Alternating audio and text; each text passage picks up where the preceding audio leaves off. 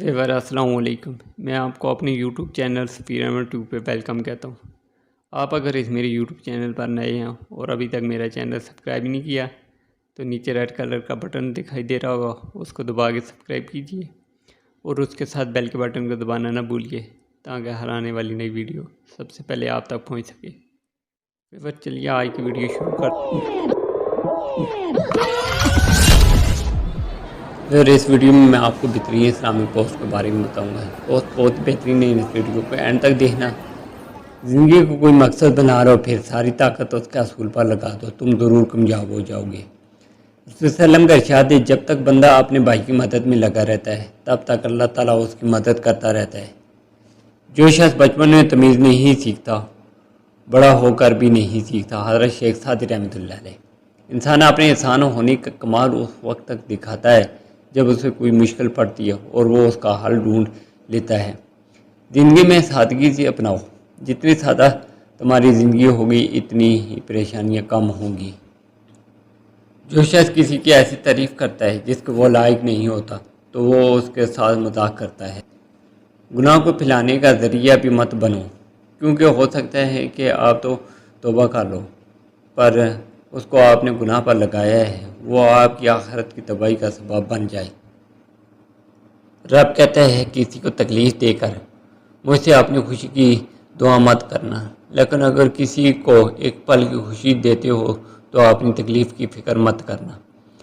حضرت علی رضی اللہ عنہ ریس قول میں پوشیدہ ہے، لوگ اس کو محنت میں تلاش کرتے ہیں۔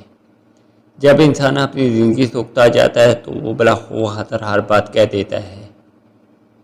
اے پروردگار، مجھے وہ طاقت نہ دے جس سے میں دوسروں کو کمزور کروں، مجھے وہ دولت نہ دے جس کی خاطر میں دوسروں کو غریب سمجھوں، مجھے وہ علم نہ دے جس میں اپنے سینے میں چھپا کر رکھوں، مجھے وہ بلندی نہ دے کہ مجھے پستی میں کچھ نظر نہ آئے، مجھے وہ سب کچھ دے جو میں دوسروں میں بانٹ سکوں اور سب کے برابر ہو جاؤں۔ جس کی محبت اور دوستی میں خلوص پایا جائے تو اس کے تمام تر ناز برداشت ہو سکتے ہیں۔ والدین کو پیار سے دیکھنا بھی عبادت ہے۔ سرکار دو جہاں رسول صلی اللہ علیہ وسلم نے فرمایا، اگر تمہیں پتہ چل جائے کہ کھڑے ہو کر پانی پینے میں کتنا عذاب ہے تو تم اپنے حلق میں ہاتھ ڈال کر اس پانی کو باہر نکال دو، اور اگر تمہیں اس وقت دیکھ لو کہ تمہارے ساتھ کتنی خوفناک شکل والا شیطان منہ لگا کر پانی پیتا ہے تو تم پانی پینا ہی چھوڑ دو۔ اس فتنے کے دور میں ایک سنت کو زندہ کرنا 100 شہیدوں کے برابر اجر ہے۔ اللہ سے مانگو تو بے حساب مانگو، کیونکہ اللہ ہی ہے جو واپسی کا تقاضا نہیں کرتا۔